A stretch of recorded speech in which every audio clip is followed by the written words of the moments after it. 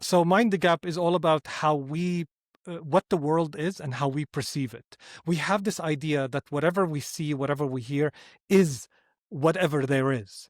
And I've learned to separate both. Like this is, for example, somebody can hear the conversation and they say, this conversation is helpful, as opposed to this conversation occurs to me as helpful.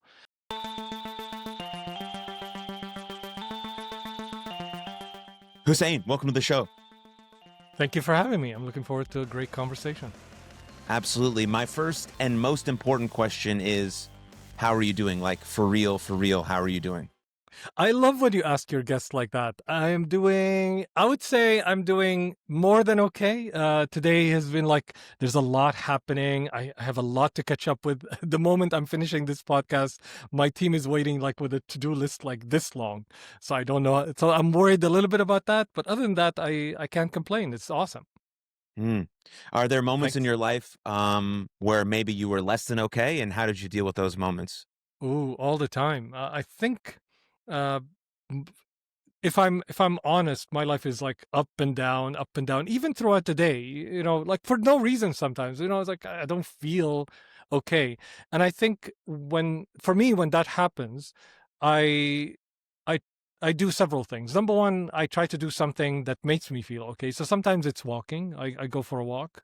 Especially when I'm doing really really not good, a walk really seemed to kind of change that. Sitting with my better half, my wife, she's awesome. Doing something outside of work, outside of regular things, definitely brings me up. Sometimes we don't even have to talk. We just, I hold her hand and I'm feeling better again.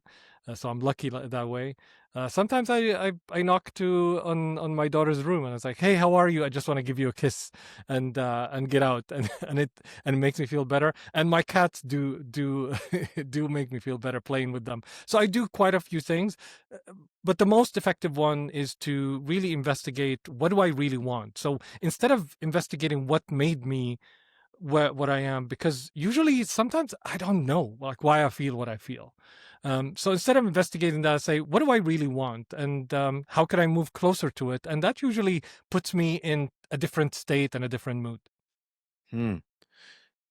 And then that brings up, like, I know you're obviously a father, and I'm going to be a father soon, and I wonder about this, like, how honest I want to be with my kids when I am having a tough day, when I am Mm, struggling. Like, how much do you want to show them? How much do I want to present strength, as a man? How honest do I want to be with them that we might be struggling, whatever it might be? Maybe it's emotionally, maybe it's spiritually, maybe it's potentially financially, or they saw my wife and I have a disagreement. And of course, we want to tell them that people disagree, and how we handle that argument is really important. But how honest do you want to be with your kids about that sort of stuff, and what do you maybe share with them? mm.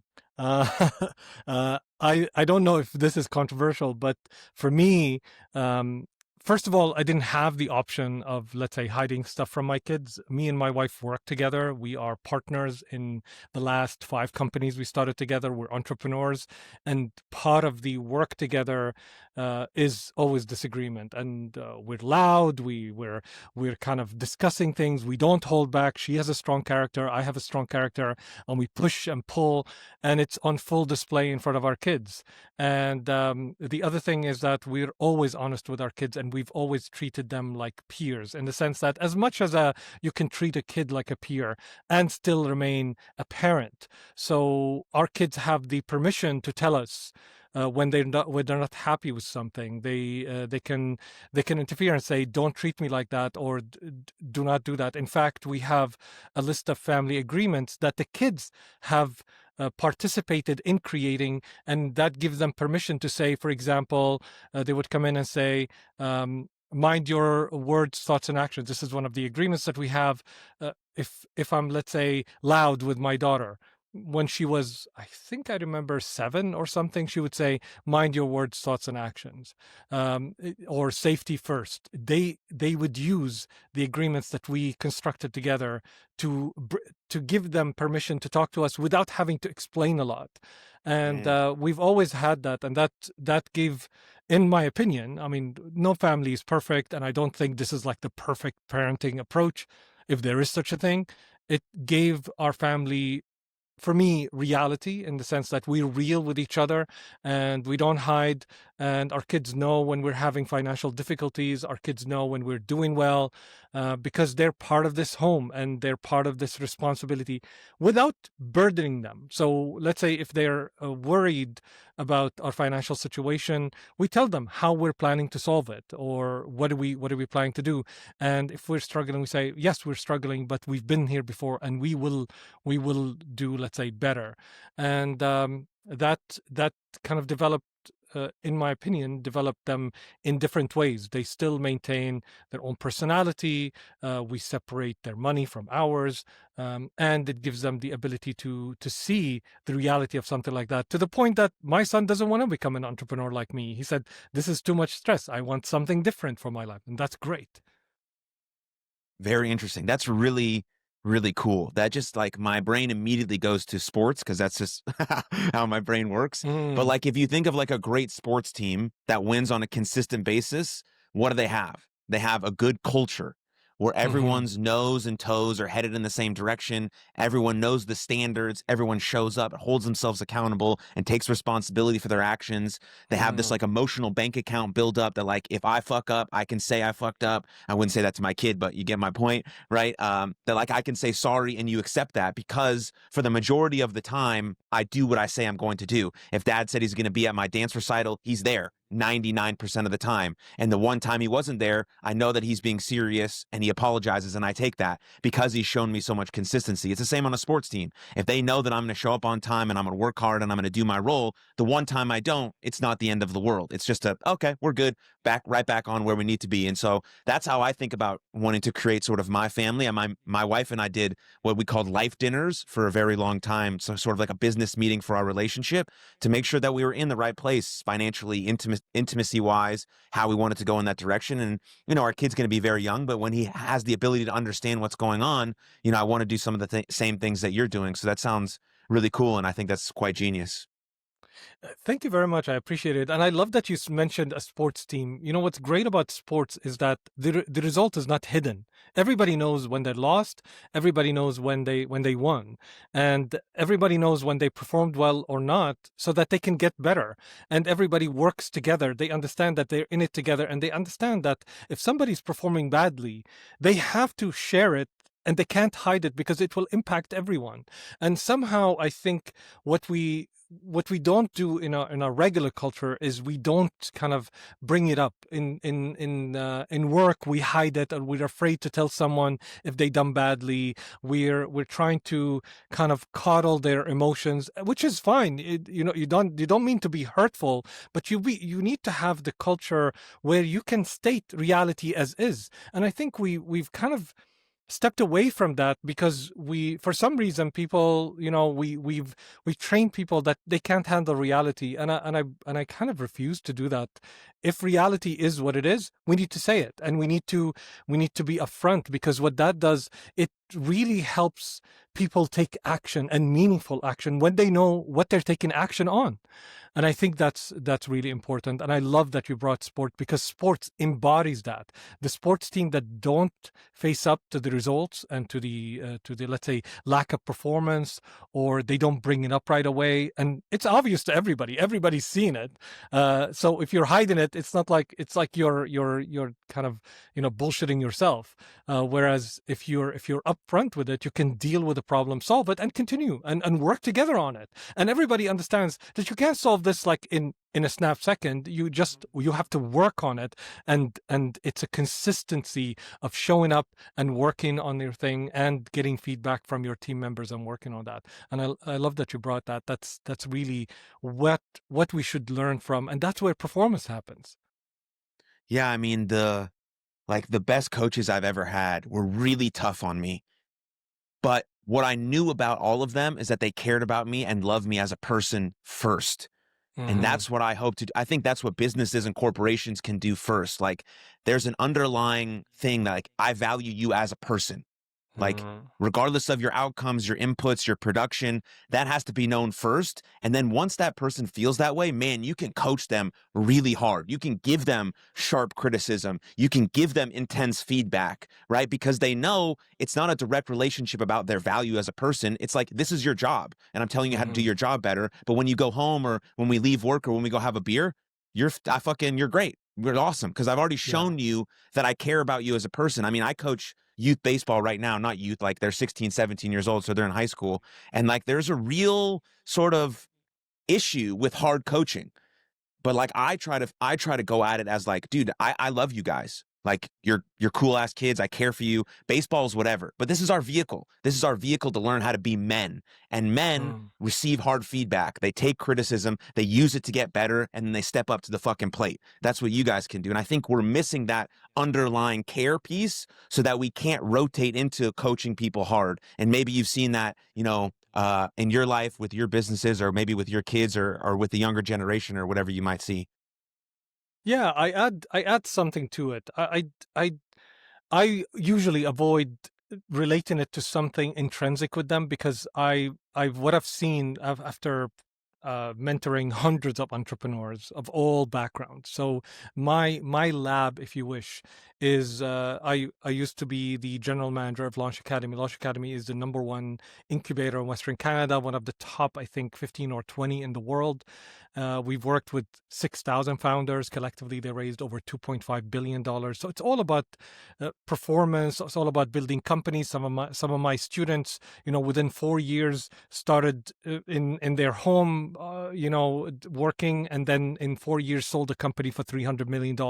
So how do you get that? How do you work with people from different backgrounds? And the thing that I've always found is, while I am really harsh with my feedback, not because it is I need to be harsh, but because I say it as it is. But I don't use that as an excuse. The way I learned how to do it is I would approach them and say, first, I will get their permission. So, because most of the time with entrepreneurs, just like I noticed even with my kids, a lot of times it depends what they're dealing with. So if an Mm, entrepreneur, for example, has come to you and they just spent their life saving on a product, and I've had this happen so many times. They've spent their life saving on a product. It's easy for me to say, because I'm not attached, and say, you know what, you've done the wrong thing, which they did by investing your life saving in a product, and you never talked to your customers and tested the market. That's the wrong thing, and your product is going to fail. But instead of saying that, because that will devastate them, it is still the reality. I I first ask for their. I ask them, what kind of feedback are you looking for to start mm, with? The second thing I ask, do I have your permission to share with you more feedback from my experience? And what these two things do is they do something magical.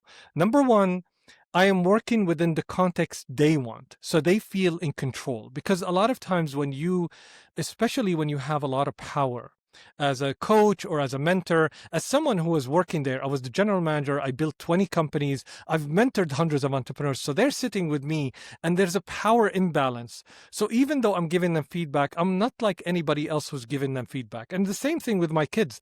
I'm their father, regardless if I'm treating them as a peer or I'm telling them the truth. I still, older than them, I still have more power than they do. So my words have far more resonance and far more weight when I give it to them. So when I ask them, what kind of feedback do you want?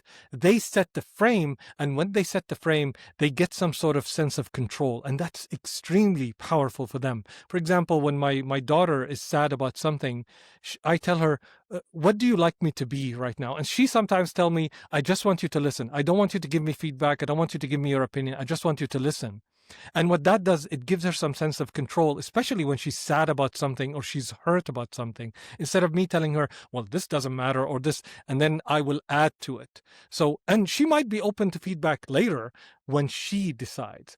So I do that with the founders, and they tell me, well, I'm looking for, what do I do next? Or did I do the right thing? Or whatever it is they ask, they set the frame. And then when I take their permission, it's also that they are the ones deciding to receive feedback. So it also gives them, empowers them. And then I've got the permission, and I said, to what extent? And I usually say that, to what extent you want, I usually give very direct and harsh feedback. To what extent do you want me to be direct with you?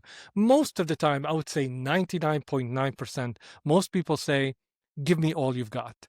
But Mm. since they set the frame, they are in a state of mind. They change their state of mind, and now they're ready to receive it. It changes everything, and my experience has been very, very powerful for receiving that feedback. Very interesting. What have you seen in terms of traits, skills, characteristics that make some of the people you work with successful, especially entrepreneurs? Mm. Definitely the openness for feedback, and people who listen a lot are some of the most performing entrepreneurs. Because what is an entrepreneur really? An entrepreneur is someone who's building a product or adding value, aiming to create value for a market. So in order to create value, value is in the eye of the beholder. You cannot define what value is. You might say, for example, let's say you're creating this podcast, you might say, I'm creating value. But if the listeners don't find value, they will not listen, right? So the same thing with 100%. the customers. If you're creating product and say, I'm creating the best product in the world and that adds the most value and it's better than all of these things, they might say, well, I'm not going to pay my money. I mean, they might not say anything, but they might choose not to, most likely to choose to give you the money in return for the great product that you did. So unless you listen, you're going to end up spending a lot of money, wasting it, and then nothing happens. And this happens on a scale of $100, and it happens on a scale of 100 million and $1 billion. We've seen a lot of companies who didn't listen to their customers. What occurs to me, Quibi, I think it was named, the alternative for YouTube or the short movie thing. They're $1 billion company, signed with all of these, I think basketball players, top influencers during COVID, if you remember that. Oh, $1 billion yeah. value, they raised $1 billion and they failed. So why did they fail? Because they didn't look at, they followed the trend, but they didn't listen to their customers. I mean, there are, of course, a million reasons why something fails, but usually that's the number one reason. So what I've seen is that if you listen to your customers, that's number one. Number two, if you do experiments, your mind is more like a scientific mind. What you do is you experiment. You think, you can have a vision and you say, I want to build X for these customers and I think they will love it. You go and test it. Instead of building a whole product and spending 3, 4, 5 months doing it, you spend a week, putting up a website and saying, hey, I want to build this, sign up for early release, for example. Or you go and talk to people that are your target customers and say, hey, I want to build this. Does that appeal to you? Or I'm trying to solve this problem. Does that appeal to you? So the experimentation. And the last thing is that they love the problem more than the solution. We love to build stuff because we have all total control on what we want to build. What we don't have control over is what people value. And if we get interested in the problem itself, it opens more than one solution. And that's why brilliant entrepreneurs and all kind of companies, they start with a certain idea and you see them evolving to something different over the years or over the months. And these are kind of the qualities that I've found that great entrepreneurs have. Yeah. I found that great entrepreneurs are very similar to great athletes Mm, in a sense about how they think about the game. Long-term vision. I'm going to get really good at my craft. I'm going to fall down. I'm going to get back up. I'm probably going to get rejected. I'm going to say, I'm going to keep moving forward. I'm going to iterate. I'm going to review. I'm going to get better mm, at this. I'm going to hone into my weaknesses. I'm going to talk about my strengths, right? All these sorts of things. But I guess you could say that for anything that anyone becomes great at. I mean, great moms have that. Great dads have that. They all have this mindset of that sort of approach, challenge mindset, like obstacles make me stronger type of mindset. But it is so funny when people create a product and they're like, I have an amazing product, but nobody wants to buy it. It's like, well, how do I I get don't know. people to buy it? I'm not Yeah, sure if for it's an sure. amazing product. That's what I said about It's my like, podcast for the longest yeah. time. Why is no one listening? It's so good. I'm like, dude, your audio sucks, your visuals suck, your fucking graphics suck. suck. So no one's listening to it because no one wants to look at shit and hear shit, Yeah. right? But once you get better and you start to improve, it's like, okay, there we go. But you gotta do it, be it in for the long haul. You gotta try it Mm. long enough to see what works, what doesn't work. You gotta talk to people that do listen, not just my mom who says that every episode is awesome. She's so great, but like they're not. Some episodes are bad. I got better. Interviews, questions, types of flow, organic stuff, like all of that works with because of reps. And I'm sure you felt the same way Yeah. with like all the businesses that you started and the entrepreneurs that you've worked with and all that type of stuff. Well, you said it yourself. You are willing to iterate. You're willing to explore. In many ways, I would say everything that we do in life, entrepreneurship is, I believe at least, it's the natural state of who we are as human beings. Because entrepreneurship is all about going to the unknown and trying to make something out of it, to create. And since evolution, thousands of years ago, hundreds of thousands of years ago, what we did is we come out and we try to find food, build shelter, and it's an unknown world for us. It's a world that we don't control. It's a world that is unpredictable. That is the nature of an entrepreneur. And if you look at the world today, the world between one day and the next is unpredictable, which is the natural state of the world. We convince ourselves that, oh, you know what, I can chart a career that is 20 years. And maybe that was possible, when 20 years ago, because the world was kind of stable. But the reality of things is that nothing is really as stable. You can make your choices in the moment, and the next moment things might change and you have to reconsider your choices. But a lot of people feel this sunken cost fallacy where I've created all these things. Well, I should continue because I did that. Instead of looking, well, this is what the market accepts. This is what the world values. This is what the conversation requires. I need to make a different choice right now based on what's in front of me, based on what I'm experiencing in the moment. So you free yourself from the ties to the past and you actually play. It's kind of like if I go to sports, it's like if you studied even your opponent and you thought, you learned all their moves and everything, and then you are playing, but they're doing something different. You can be in your head and say, oh, but I'm used to XYZ, but they're not doing this. Or you can deal with what's happening right in front of you and make the choices in the moment so that you can have a chance of winning the game. So Hmm. that is entrepreneurship is all about dealing with uncertainty and navigating that. And all that it requires is you take a step, make a choice, learn from it, and make a better choice. So it doesn't matter what choice you make in the moment. We had a saying in Launch Academy is like, get shit done.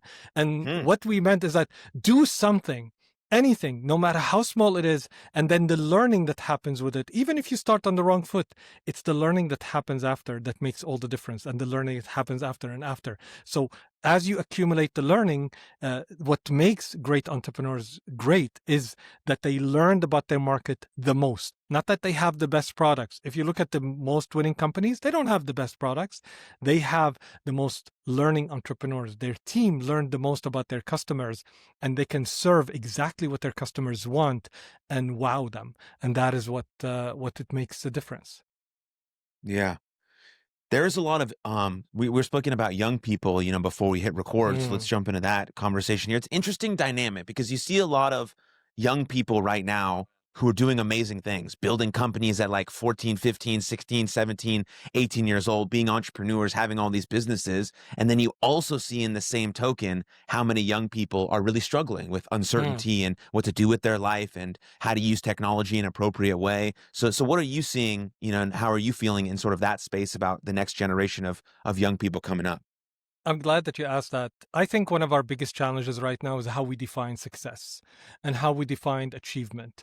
And our culture has a lot, I mean, like the global culture has a lot to learn around that. Because what we've done is if you look at what we see people, with Ferraris, or we see people with big mansions, and we associate that with success. And we never asked ourselves, what does success mean to me? Personally, what do I value, regardless of what the world value? And that's, I think, the biggest challenge right now is that we have disconnected from ourselves as human beings and internal value, and we pursue these kind of things as a pathway to. So, for example, we say to ourselves, once I someday I call it someday thinking. Someday when X, Y, and Z happen. Someday when I have enough money. Someday when I've had the Ferrari car. Someday when I have, the home that I of my dreams. Then I will be happy. Someday when I accumulated all the degrees. Someday when I had the job of my dreams. Then I will do that. So what we do is we postpone joy. We postpone important choices. Someday when I have the girl of my dreams, then I will be XYZ. And we link those things to perceived joy because we haven't experienced all of this, and we miss the things that bring us the joy that are the smallest. For example, you someday when let's say I used to do that, where I say, once I sell my company for XYZ money, then I will consider myself a successful entrepreneur. Well, the fact is, only few entrepreneurs. I mean, there are 3,000 billionaires in the world out of 8 billion people. What are the chances are you going to be to become a billionaire? So why wait to become a billionaire in order for you to enjoy life? There are far more joys in life. What is it? There's a research that shows, like, once you hit like I think around $80,000 to $120,000 kind of average income. After that, the increase after that brings you less and less joy.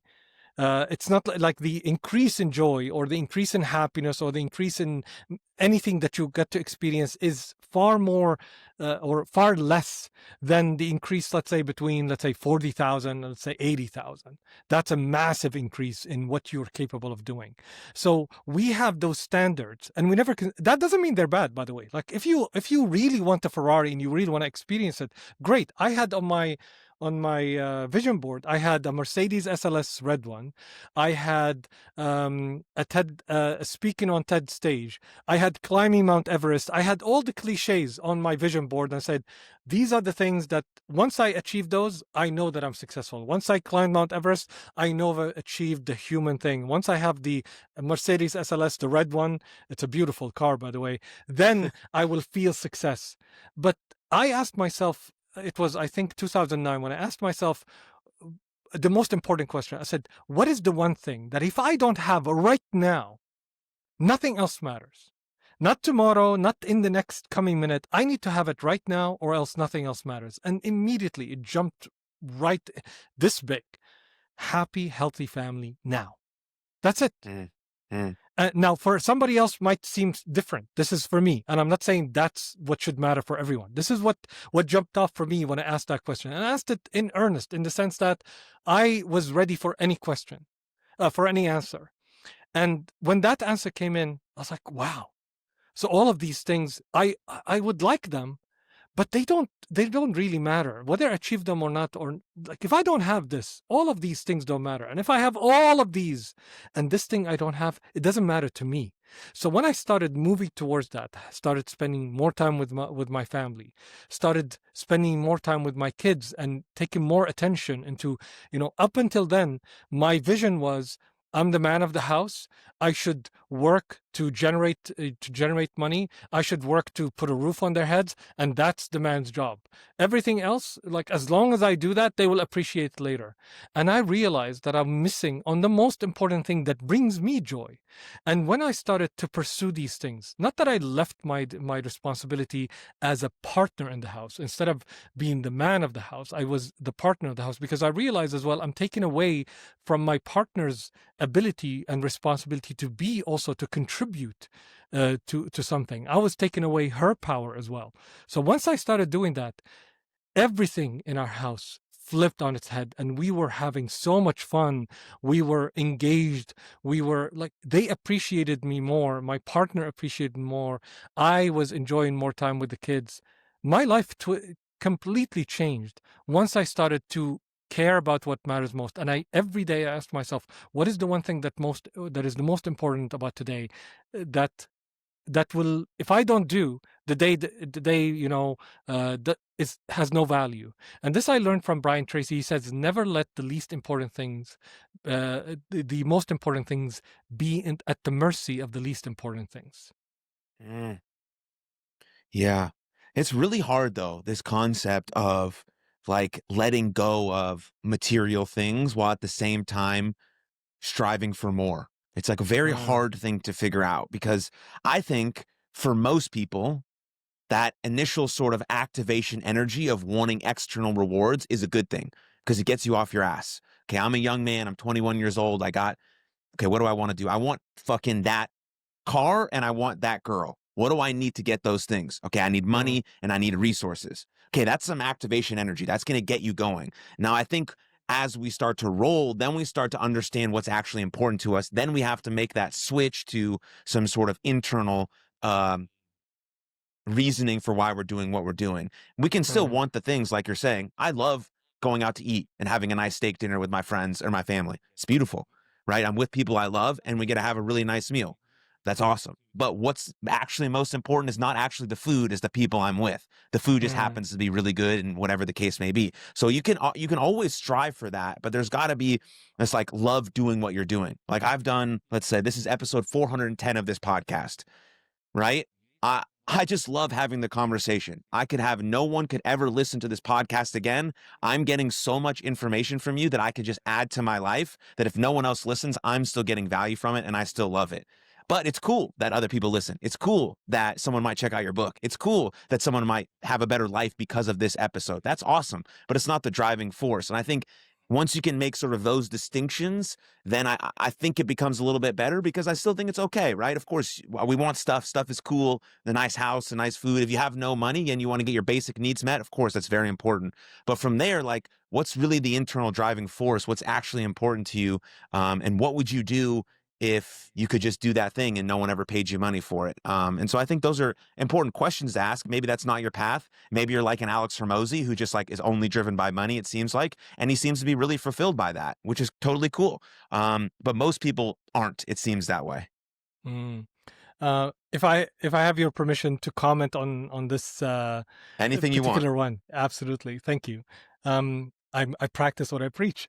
So I would say there's nothing wrong with pursuing anything in life, as long as you are not stepping on, the human well-being or the well-being of the people around you. You can pursue anything in life. So nobody is here to tell you, like it's wrong to pursue the Ferrari or family is more important.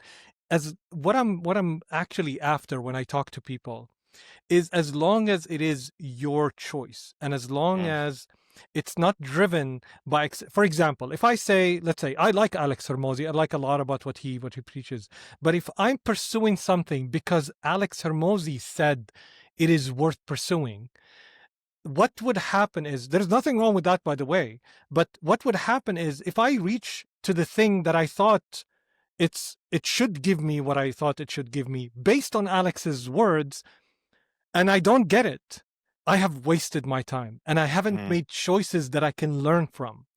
What I'm saying is that your choices, whether mistakes or correct, need to be your choices because that's how you get real learning.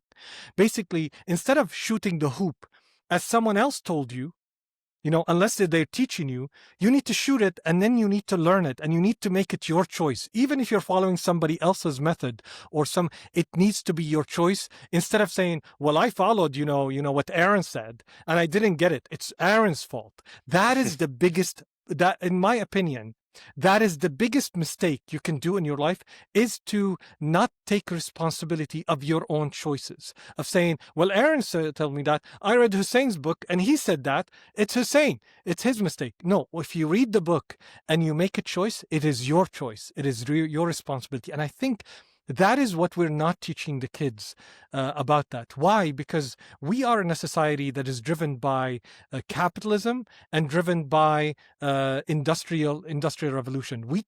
Everything is trained to get things right. School, everything is about getting things right. Why? Because if you're not trained to get things right and then you work at a corporations and you make the wrong decisions, it is very costly. And in engineering, medicine, medical research, you need to get things right. And absolutely, these are things in those fields. But for example, in art, in podcasting, in sports, the way you learn is by getting things wrong. If you don't get things wrong and you're not prepared to make things wrong, you're never going to be creative. You're never going to be innovative. You're never going to learn, really. Most entrepreneurs, in fact, as investors, when we invest in entrepreneurs, we want to see entrepreneurs who've tried, who's failed, who's serial entrepreneurs, who know the price of failure and know how to deal with it, because failure is inevitable. You're going to fail. So that is how you learn. So as long as they are your choices and you're holding the responsibility and held yourself accountable to fix things with another choice, and you can't point at other people, that is, learn from Alex Hermosi, learn from Aaron, learn from Hussein, but make sure the choices you're making and what you're pursuing is your choice. You're pursuing the Ferrari, it's your choice. And when you reach there and it doesn't fulfill you, you know that your choice is wrong. And if it fulfills you, you know your choice is right. So then you're trained. And I would argue that instead of pursuing just big choices, make sure you're pursuing also small choices. In today, Mhm. when you start your day, are you choosing, like Aaron said, you're starting with exercise, or you're choosing, to me, like me, to sit and do nothing, and then your back is hurting, like stuff like that. And then you learn from your choices, and small choices teach you to make choices on a regular basis, and it becomes habits. And that habit empowers you in life, because when you're faced with a hard choice, you're trained. You're like, you made so many choices in life, and you know the impact of making a choice, so that when push comes to shove, you can make that choice. You can open your mouth and have a great conversation with someone, or you can open your mouth and say a word, and you know the impact of that word on other people. And that is what we don't have today. That's why people get in trouble for saying shit they didn't even mean, and now they're canceled or something else. The problem is not the cancellation. The problem is that you didn't learn how to take responsibility for what, and now you're yeah, kind of surprised that people are holding you accountable, whether right or wrong. Yeah. Yeah, that just made you think of this woman I was hearing talking. She's probably in the entrepreneurial space and built some company, and she was telling us about how she was raised. And she Mm, said every time at dinner, they had family dinner, and I think she had maybe a brother or sister or something like that, another sibling. Her dad would ask them every day, "What mistakes did you make today, and how can we celebrate them?" I think that's nice. a beautiful question. What mistakes did you make today, and how can we celebrate them? Like, because he's just telling his kids, like, you're gonna fall down, you're gonna Hmm. mess up. Like, I want my son to know that, like, yeah, maybe he's at a party for the first time and he drinks, and maybe he's like worried about calling me. Dude, call me. I'll pick you up. We'll have a conversation about it. It's much better than the alternative that could potentially happen. That's Yeah. much more scary when I think about it. And so if you can create that relationship with people, celebrating mistakes like little ones. Okay, we made some Mm. little mistakes, but there's some really big mistakes in life, and I'm sure we've made them, and you can come back from most of them. But if we can encourage that, then especially with young people, they're going to encourage to try new stuff and go out on their own and get rejected and face that rejection and come back even better than they were before, and all these great things that happen in life by just going for it. And I just found that really cool. Obviously, looking at a lot of dad stuff, recently to try to rack my brain about, how I want to parent and things of that nature. And I'm also lucky to have two brilliant parents in my life, so I have a really good example with that. So that's pretty cool. But I just thought that was very interesting. Yeah, congratulations, by the way. That this is, I think, one of the best things that ever happened to me is to become a dad and a parent. And because I learned, I say, even in my book, at the end, I say, for my son Zain, I dedicate for him, because he was one of my biggest mentors. Because one of the things that, if you let your kids teach you, they will teach you a lot, because kids have, they're learning, and they don't hold back. Like a kid, when they're trying to walk, they fall. And what we do, we clap for them, and we try to encourage them, and they're trying. This is how we learn. And the same thing that happens when they're playing, when they're 5, they play with something and they leave it and they move to something else completely. They don't feel regret. Oh, I built this Lego house till halfway and I didn't continue it. I should continue it. They move to the thing that they love, and this is how life is. Sometimes you do have to make those spontaneous choices to kind of jump into something that you never thought. I mean, the love of my life came from a decision that I never thought anybody or everybody in our life decided we are not compatible for each other. But I saw it and I jumped on it and I pursued it with all of my heart, and that turned out to be the best decision that I made ever.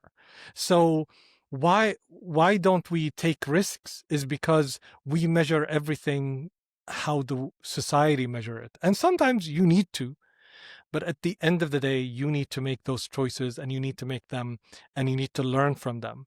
And you're gonna make very bad choices along the way, and you're gonna make very good choices along the way. And I think, as you're saying, you want to parent your kids in such a way that gives them the space to become who they are, to become independent of the culture that surrounds them, because those are the people that usually change the world, in even in small ways. Yeah. Yeah, it's beautiful. Um, let's talk a little bit about now, sort of the self-help industry, since you wrote a book Mm, that's technically in that space. The self-help industry is a massive, massive industry. As someone who wrote a book, what do you think some of the conventional, maybe self-help narratives are unhelpful, or maybe shouldn't be promoted as much as they are potentially? yeah. I had the privilege of being in Dubai when I was basically reading voraciously, because I was learning, and I didn't have access to anything else other than books to learn from. I didn't grow up around Silicon Valley and had mentors, or let's say people that.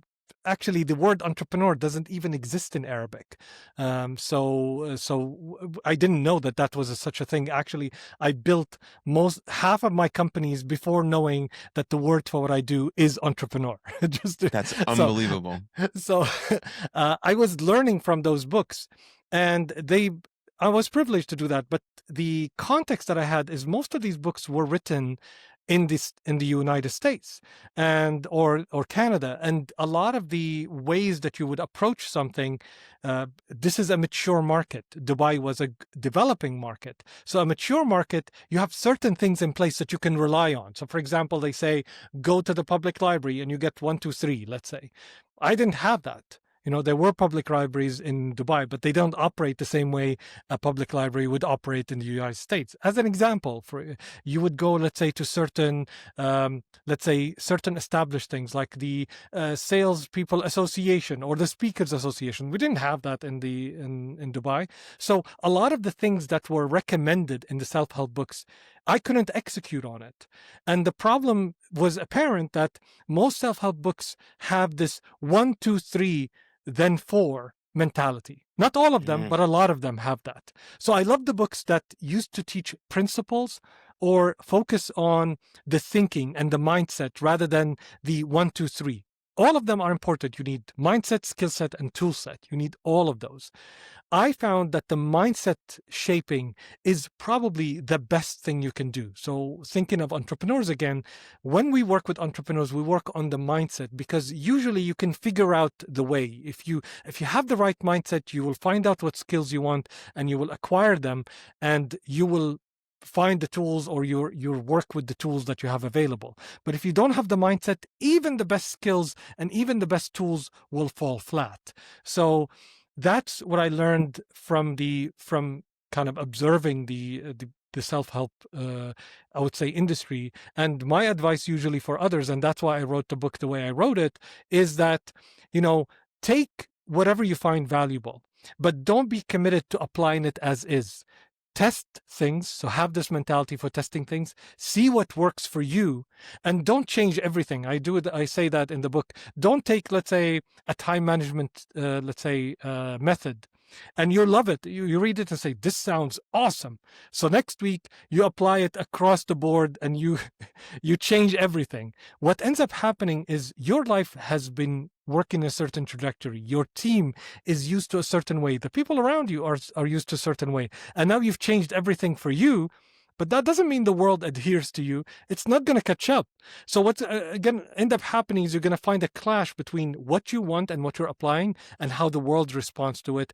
And that actually may cause a lot of problems. In fact, when you apply something new, most of the time at the very beginning, you don't get the results. You get the opposite until everything catches up with you. So my suggestion was apply 10%, 20% in your life, so that you don't kind of impact negatively on your life. And what ends up happening is that you see what applies and you see what doesn't, what breaks Mm. apart, and you have a chance to calibrate with that. So that's what my recommendation. And the way I wrote the book is I wrote it so that it's a conversation, because that's what I found. I loved mentorship and working with entrepreneurs, and I found it, for me being mentored and when I mentored entrepreneurs, I found it the most helpful. And the best mentorship sessions are when I didn't come in and say, do this, do this, do this. It was more like a conversation. So I wrote the book like that after COVID came around, because I was kind of facing my own mortality, and I was worried that all of the wisdom and everything I've learned in my life, I couldn't. I may disappear tomorrow, and I haven't left my kids or the people I never got a chance to meet with something they can benefit from, with something I can add value. Like, what did I leave the world with? I built some companies. What is that? Or I helped some other people build companies. I wanted to leave them with something that is everlasting. So I wrote a book as if I'm having conversation with someone, and that's why you see some chapters small, some chapters long, and it's as if we are in a gallery or a museum. That's why there are artworks every chapter, because it stops you. You look at the artwork, it inspires some ideas, or the conversation inspires you to look at the art in a different way. So that's how I got around, and that's my answer to the self-help, let's say, book. And I'm not saying I'm above them. It adds to that, and some of the best books like Seven Habits of Highly Effective People or The Speed of Trust are some of the best books that changed my life. And I owe a lot to the self-help industry. I just think that we have a chance to move beyond just the 1, 2, 3, because it doesn't apply to everyone. And if there is such a method, just make sure that you leave space for the people to apply it with some flexibility. Yeah. Yeah, what I really liked about your book is that you can sort of stumble on any page and any chapter, let's say, and you can find the information that works best for you. Because I was looking through the table of contents, and Mm. my wife is British, and so I saw the chapter "Mind the Gap," and I was like, okay, piques my interest. So that's where I started the book, and I went there, and then read that chapter, and it's very quick, very short. It's about Mm. perspective and stuff like that. So just to give people a little idea about what might be in the book, what's Mind the Gap in your eyes, and maybe how can people apply it to their life? Yeah, Mind the Gap is a very interesting chapter. Thank you for. And I play a lot with the titles on things that you hear all of the time. So Mind the Gap is all about how what the world is and how we perceive it. We have this idea that whatever we see, whatever we hear, is whatever there is. And I've learned to separate both. Like this is, for example, somebody can hear the conversation and they say, this conversation is helpful, as opposed to this conversation occurs to me as helpful. So somebody else might listen to this conversation and say, this is a complete waste of time. So what that gives, when you mind the gap between what is and how you perceive it, you leave space for other opinions, and you leave space for you to change your mind about what's there. So you look at something and you may perceive it the first time in one way, and you leave space for somebody else to change your opinion around it, or to help you see it in a different perspective. And when you think about it this way, you give yourself flexibility to see things as different perspective. Like, for example, to make it more serious, when my company failed, I could say, I am a failure, or this Mm. is a failure. I could, if I said it like that, I'm stuck to it right now, and I can't change my perspective on it. I'm stuck. This is a failure, and what do? I run away from failure, or I hide it, or I don't speak about it. But when I actually learned, when I spoke about my failure, it occurred to me when I speak and I talk about my successes, and people are like, yeah, whatever. And when I talk about my failure, people listen in and like, oh, that's interesting. Tell us more. Tell us more. It's like, oh, talking about my failures got me more interest than talking about my successes. Maybe I should change how I see these things. Like, it occurs to me as a failure. For others, it occurred to them as an opportunity for them to learn, as an opportunity Mm. to see how I deal with this. So that's the gap between our perception and reality. And reality is always coming through our eyes, our touch. And when we open up to, you are a different person and you will see things differently than I do, then I'm more interested in listening to you than saying, this is what it is and your opinion doesn't matter. And we are plagued by this right now. This is what is, and you're wrong. And instead of like, I see it this way, how do you see it? And why do you see it that way? I'm interested to learn, why do you see it that way? And then we learn about each other, and then we have a more of a chance to have a more constructive conversation, a conversation that teaches us about each other, a conversation that teaches us about how to deal with each other. And that's how entrepreneurship is. If I learn, instead of saying, this product is amazing, and then a customer says, well, this product is shit. I'm like, well, this customer is not my customer, or this customer is dumb, I don't want to work with them. And then you miss the opportunity of learning. And if you ask any brilliant entrepreneur, they tell you the first customers that came and had the harshest feedbacks were the customers that taught them the most. And if you don't have that gap between, and you don't understand that gap between your perception and the reality of things, you will not be open to learning and listening to those perspectives. Yeah. Got to mind the gap, got to mind the Absolutely, gap. 100%. But it is interesting, like the political space right now. I don't know if it's always been this way, but like it seems now more than ever, it's like really black and white thinking. I don't know now that if I just notice it more because it's all over social media. And when I was 16, 17, 18, I didn't pay attention to it. So I have no idea 20 years ago if it was the same. But I think there's because of social media, and maybe I'm wrong, like it'll get you more clicks if you say that this guy is an idiot and he's ruining the world, and this person's Hitler and this person's Nazi and this person's this. It'll get you some version of clicks. So I don't know if everyone who's saying those things fully believes those things, or they're doing it as a way to make money. And it's really hard as a regular person who just wants to get some information about maybe both sides of the issue, how to discern what's actually happening, because the people who are really good at it can say it with full conviction and full confidence and full steam, and like they got good graphics and good visuals that pop up on the screen and all these sorts of things. So I would say it's really, really hard to not care, to see the nuance and then have the discernment to decide what's most important, or even what's most true. And that may be for even just regular self-help information. That may be for all information, but it's just become more and more challenging, at least in my eyes, being in the, YouTube podcasting space where people just make fucking outrageous videos with outrageous titles and, gets 1 million views, and me and you have a nice conversation, and like, I'm going to put a normal title. It's not going to be anything weird. Right. It's like, but that's part of my values of like, I can't get myself to put like, I don't even know what I would make for this title. That would be outrageous, but you get my point. Yeah, I think we are in an interesting time, mainly because it's when you're sitting with someone, you can definitely be, I would say, outrageous and accusatory, but at the end of the day, you're sitting with someone and you have to have a conversation. Unless you don't want it, you're not interested in the conversation. Online, you're not having conversation. At least it doesn't seem like it. And you don't want to. A lot of people are not interested in changing people's opinions or in sharing something. I would say we've lost several abilities. One is to separate between the person and their actions. We always, let's say, we're trying to find out, well, that person is this thing or isn't that thing, as opposed to what their actions say. I'm more of I love this thing where your actions thunder over your head to the point I can't hear what you're saying. So a lot of people can say a lot of stuff, but what do your actions say? And especially for politicians, I think we need to be, and I think this is the result of decades of politics that have, I would say, diluted politics to the point, not that that wasn't there in the past, but politicians didn't have that many tools to manipulate. And I'm not saying all politicians are like that, but when you have the tools to manipulate, where you can say something and you say it in a language that is so sanitized to the point that you can't really grab someone. Nobody has a freaking opinion that's solid that you can hold them to. It's very hard to hold them to. It's like, is he like that or is he not like that? And that's really hard. And I think one of the things that we need to demand is that you need to stand for principles. You're either honest or not. You're either for this or against this. There are certain things that you can't be for and against at the same time.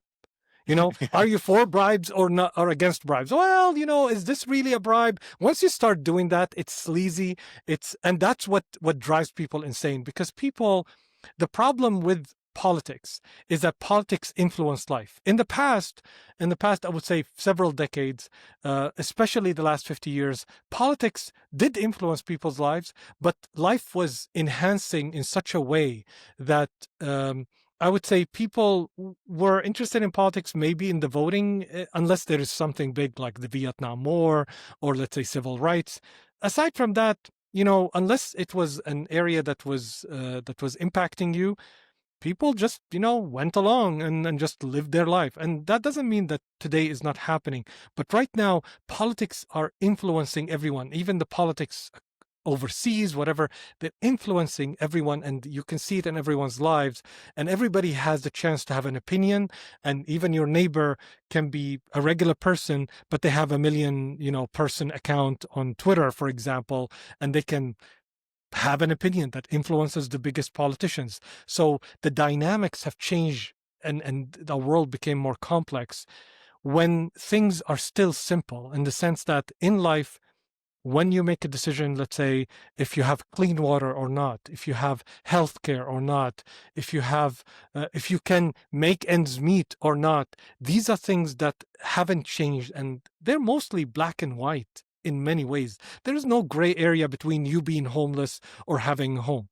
There's no gray area here. There's no gray area if you can't. My parents were poor, so we wondered how we're going to make ends meet. There's no gray area around that. You either Hmm. eat or you don't. So when someone is like, yeah, but pull yourself by your bootstrap or something, it's like, listen, I am working 2 jobs and I can't make ends meet. What do you want me to do?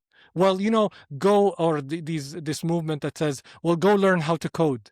It was like as if things are available. Like I'm living in a rural area. I'm not in New York, for example. So there are things that people are not honestly dealing with, and that's causing people to be angry. And you see it manifesting on social media. And I think what we need to come back to is people first being honest about what they Hmm. believe, supporting things, whether they support it or not, whether you agree with it or not, to be direct, to be uh, clear about this. And we've lost that ability, and we hide behind words, and we hide behind, nobody's coming out to say, this is my position. And that is the biggest problem with politics as it stands today.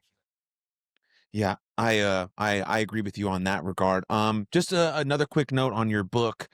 Is there a favorite chapter that you wrote that you would encourage maybe people to start on when they pop open the book, or is there Ooh. one that you really, really enjoyed writing that just stands out to you the most? That's I think the one I think that is like sometimes I would say one is evolution, bitch. That's my favorite, because it speaks about how our our instincts as human beings is still the same instincts of who we were tens of thousands of years ago.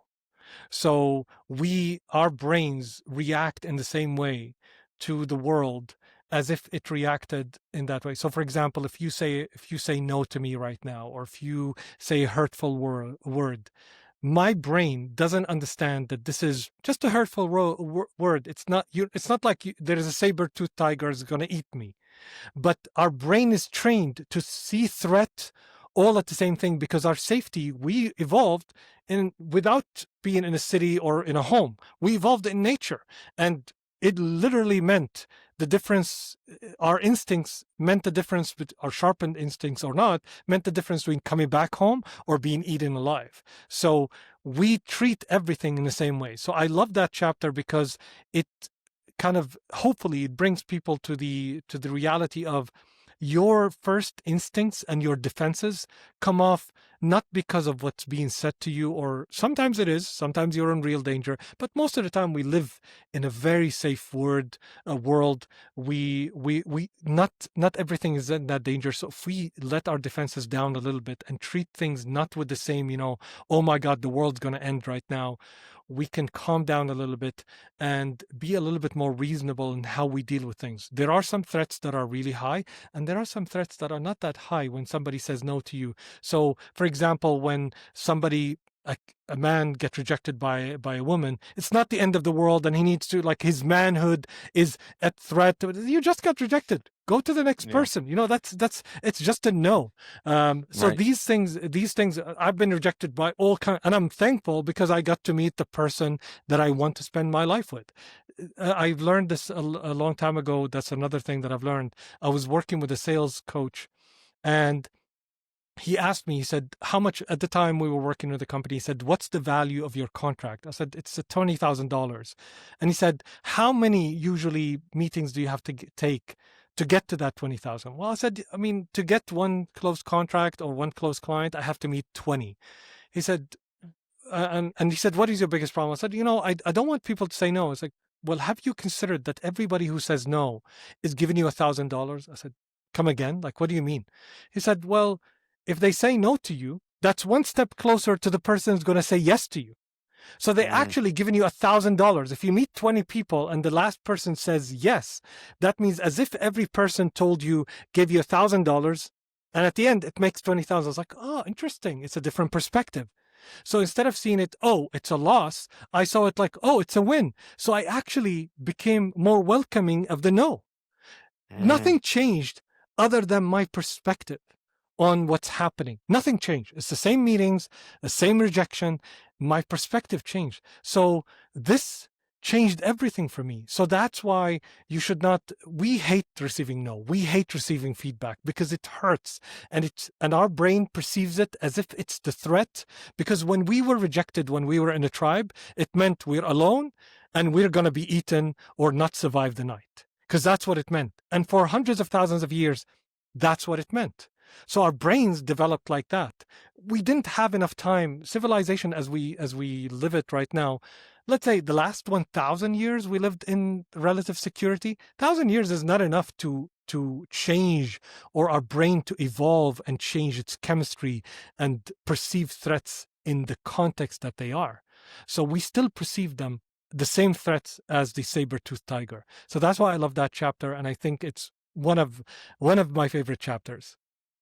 Yeah, yeah, that's brilliant. Yeah, the two I mentioned Mind the Gap. The other Mm. chapter that stood out to me the most was what is enough. So maybe people go when they Oh get the yeah, book, they get those three chapters, and then obviously finish the rest of the book. It seems like a lot of pages. I think it was like 266 pages, but it's not. There's some pictures. The letters are quite big. yeah. So You finish it in like 2 hours max.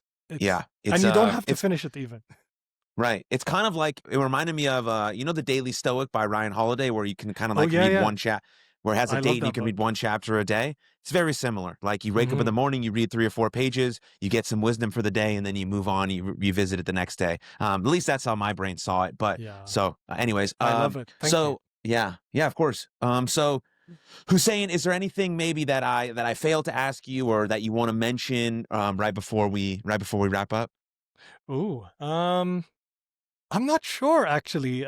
Is there anything on your mind that when you let's say read the book that you said, I want to ask, say, not about the book, but about the writer of the book, like what were he thinking, or let's say what led him to write, let's say, that chapter or choosing those words? I'm thinking that is, but other than that, it's been a brilliant conversation. But if you want to, like, anything that came out to you that made you curious about the person behind the book, I'm interested to hear what that is, if you have a question around that. Well, I mean, I mentioned it before we started recording that I'm sort of amazed that anyone can sit down and write a book because it's like, It took me four uh, four years, and actually, I wrote 4 books before this book, and I threw them away. really? Yeah, because at the time I was writing those books, and I was writing them to become an author, if that makes sense. It's Yeah. like I wanted to have a book and say, "Look, I'm an author and I have a book." That's basically how I wrote those books. I wrote them. I remember I was writing about blockchain, which is technology I like, and I was studying at the time. I wrote about growth. I wrote about entrepreneurship, and some of them by midway, or some of them even after I finished the book, I was like, I don't feel it. I don't stand behind this book. I don't have any relationship with it. Like, if I want to promote it, I'm a very touchy feely person, in the sense that I have to believe fully in whatever I do, or else I will be disheartened and I will lose interest really, really quickly. So and I kind of given up on writing a book. Then COVID, as I told you, happened, and I felt I need to leave something, and I started writing.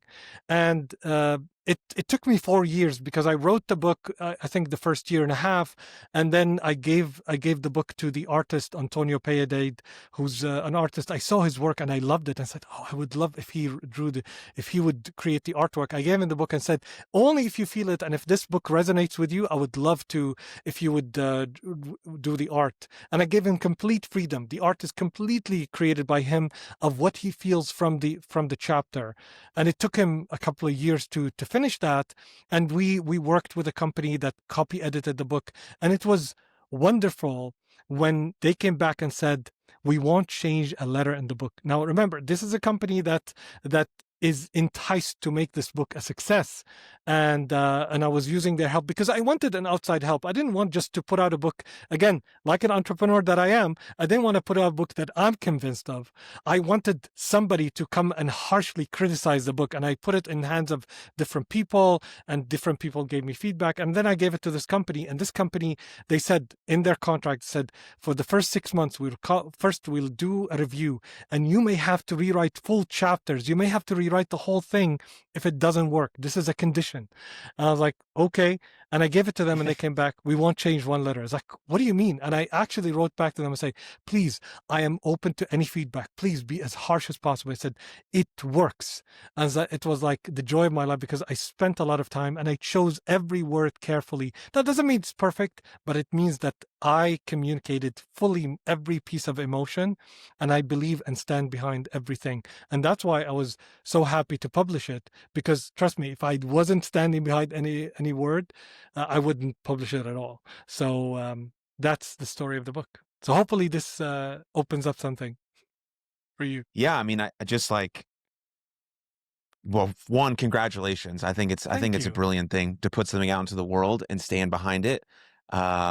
Just because, yeah, it's amazing. Like I think about like episode 1 of this podcast that's still available to watch and listen to, and it's just like so I should come bad. back and watch it, but 400 episodes, wow, that would be different. Oh my God, it's so bad. And it's awesome because I want to see the growth. I want to see Mm. where we are with this podcast 5 years from now, where when we're at over 1,000 episodes and like all that kind of stuff. And then I think about writing a book. My mom thinks I should write a book, and I'm like, it sounds like the most torturous thing in the whole entire universe.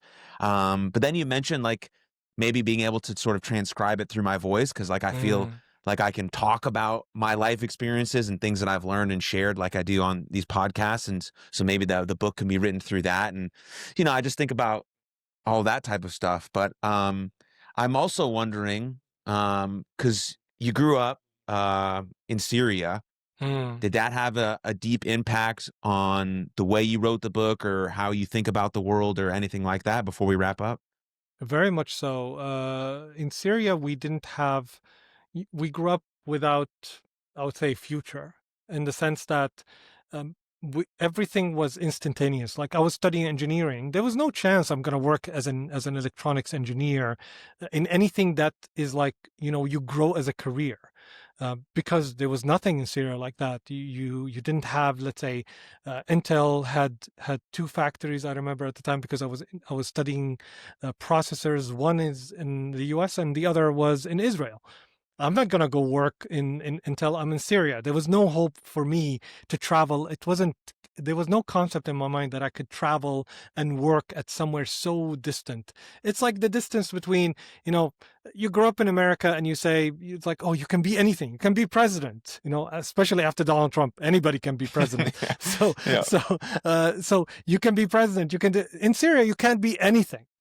You can just be whatever is possible to you. So what that taught me, I mean, it was a blessing in disguise. At the time, I hated everything about it because everything that I loved, I wanted to be a rock musician. There's no hope I'm going to get a contract. In 90s, you have to be in LA or New York. That's it. I loved to write poetry and write songs. There's what I'm going to publish a book. I mean, that's sure way to poverty in the in Syria. So nothing that I did was sure that going to give me that. So what I did is I said yes to everything that was in front of me. It was an experience. So I ended up dubbing a Disney movie. I ended up building my own marketing consultancy. I ended up launching a competition on a national scale. I ended up being on radio, singing and playing guitar. Like, I'd done so many things that anybody that the me that was like just starting his life would never think it was possible. But everything that came my way, I said yes and yes and yes and yes. I ended up having people ask me, how did you get all these experiences? Like, you have like many lifetimes worth of experiences. I just said yes, and I didn't have a prospect. So I just did whatever came my way. I was literally, I think I remember in the 1999 and 2000, I literally had 6 jobs. I would work. I kid you not. I would work as a freelancer designer throughout the day. I had a job, so that was like after hours. I had a job at a kind of technology company, not technology, but website development company, and I had engineering. My engineering job was 36 hours per week in one go. I used to work in the broadcast tower on top of the Mount Kasyoun, which is the mountain that oversees Damascus, which was a job that was, I would go up there and you would oversee Damascus and you're just supervising the machines. That's it. So I got to read, I got to write, and I would work. I had my own band, and I worked in a wedding band that goes and work at night. So everything worked out. So my mom would see me wake up like 6 in the morning, and I would come back 2 a.m. and I slept literally 4 hours, 3-4 hours for months. Wow. And I'm used to that, because when I used to study, my mom would wake me up, kick me out of bed, and sleeps in my place so I can catch up with things. So I completely consumed myself at that time and just did anything and everything that came in front of me. Mm. That's amazing. Well, thank you for sharing your journey with the world. It seems like it's led you to some incredible places with a family and a book and all these sorts of things that are beautiful, and hopefully, leave a legacy behind for other people to grow from. So, yeah, thank you. Where should people go if they want more of you? They want to check the book out. It'll be linked in the show notes below, but if you want to send people in a certain direction. Absolutely. Well, thank you very much for having me. I appreciate that, and I appreciate you letting me tell my story. And I'm very blessed and thankful to have this life, and definitely use it to help others and support, the well-beings of human beings everywhere as much as I can. And people can find me at HusseinHallak.com. They can search Hussein Hallak online. There are other Hussein Hallaks, but there's one actually in Israel, Mm. which is interesting enough. And but I am the only Hussein Hallak that his picture is all over the internet and Google. So search Hussein Hallak or go to HusseinHallak.com and read the book. Write me, tell me what you thought, and I would love to hear from you. Absolutely. Yeah. Well, thank you very much, Hussein, and thank you for what you're doing and sharing what you are to the world. It's very much appreciated. Thank you. Thank you very much for tuning into that episode. And if you enjoyed it, click right here for another full-length episode of the podcast. And please don't forget to subscribe. But most importantly, above all else, please take good care of yourselves and others. And I'll see you next time. Lots of love. Cheers.